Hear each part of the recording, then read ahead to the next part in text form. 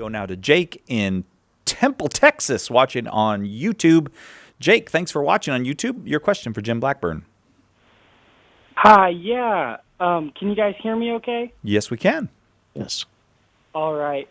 So, I was an ex-Mormon. I'm an ex-Mormon. Now I'm Catholic. I came into this church this past Easter, and I was curious how the Catholic Church interprets the verse John 14:28 in Jesus' statement about the Father being greater than him. Okay. Do you have that passage in front of you that you could read that? Or I could Yes, pull this I up. do. Do you want me to read it out for you? Sure. Okay.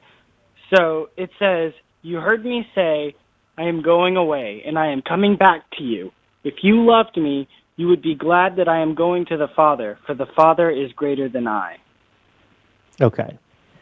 Okay, so your question is, I assume since you mentioned you're from a Mormon perspective, for a Mormon background, an ex-Mormon, that does this somehow then indicate that Jesus is not equal to the Father? He's not God.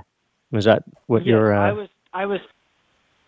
Yeah, exactly. I was taught that this proves that Jesus is subordinate, and now, or is subordinate to the Father. And now, as a Catholic, I'm wondering how the Catholic Church interprets that verse. Okay, I'm not sure that the Catholic Church has a specific interpretation of this verse. In fact, I checked the Catechism, and in the back of the Catechism, there's a reference where you can look up any Bible verse and see if it's a reference in the Catechism. I don't think this one is, not that I can recall. But that said, the how can we understand this? And there are a couple of different approaches to this. Number one, we need to keep in mind that Jesus is God incarnate. He has a human soul and he has a divine soul. Paul tells us that in his humanity, Jesus, he really hid his divinity in a certain way. He did this because his friends wouldn't be able to comprehend his greatness, really, if he didn't do this, and he emptied himself, as Paul says. Well, so we could look at this as though Jesus is coming from his human perspective. He's not a human person here, but he has a human.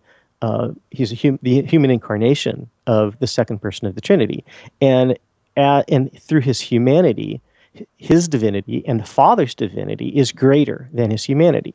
Now that's one way that some Bible commentators will look at this and point out how Jesus can make such a bold statement.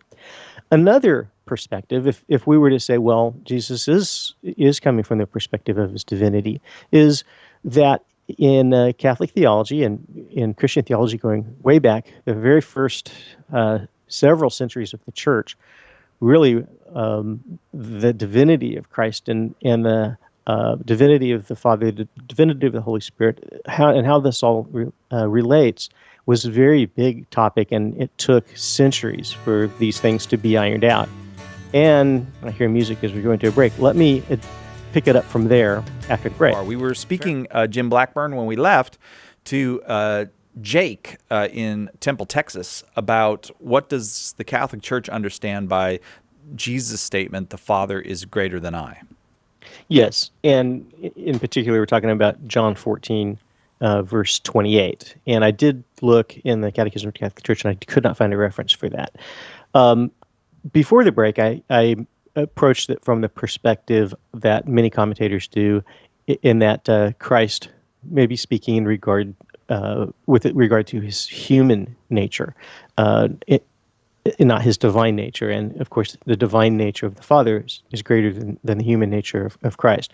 And that's one way of looking at this. Another way, though, that theologians will sometimes look at these types of statements of Christ would be that we could look at the Trinity itself. And in the Trinity, there is we could say, even though all three persons are equal, there's a certain, almost a hierarchy within the Trinity of the Father being the first person of the Trinity, the Son being the second person, and the Holy Spirit being the third person of the Trinity. They're even listed by first, second, and third persons.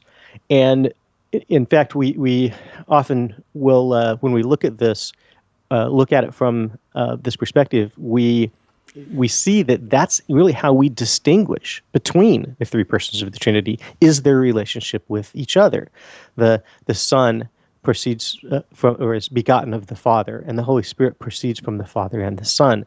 And these processions, the way that they relate to each other, we see the Father is in a very, very sense, from our perspective at least, first, the Son second, and the Holy Spirit. Even though they exist eternally as such, there's a certain ordering to the persons of the Trinity in this way. So sometimes a theologian will look at a statement of Jesus like this and relate it to on that divine level, rather than the difference between the human nature and the divine nature, human nature of Christ and the divine nature of the Father. So I hope that helps. And I would say, if you want to try to research this further, go to a good Catholic commentary and look up this verse in a good Catholic commentary, and I'm sure you'll find a lot more there.